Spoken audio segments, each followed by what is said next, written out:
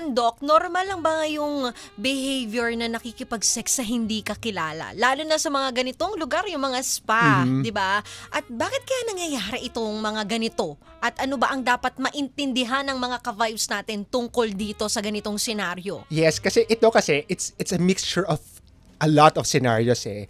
Una, anonymous ka doon. Yes. At kung anonymous ka doon, Malakas loob mo. Malakas loob mo yung thrill mo na para, I can do anything because no one knows me here. Parang pagpunta mo sa ibang bansa, di ba? Parang yes, ganun din, di ba? yes, oo, na parang walang iya ka na. Oh. So isang factor yon. Yung pangalawang factor is yung adventure-seeking na personality. Lalo na kung gano'n kang tao na parang Mahilig ka sa adventure. Gusto mo ng thrill. Yes, oo.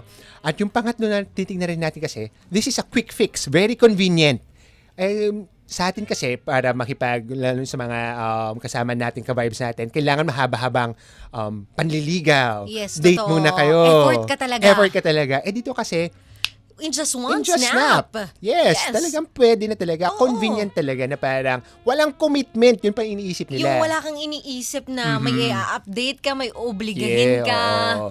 So doon nangyayari yung motivation para magkaroon ng sexual intimacy or mga sexual acts sa mga spa natin. But again, sinasabi ko, DJ Maine, although ito yung mga benefits natin, yung parang it's very kinky, di ba? Yes. Meron pa ring risk associated with this one. And if there are risks, we need to be very circumspect o dapat alagaan pa rin natin yung sarili natin.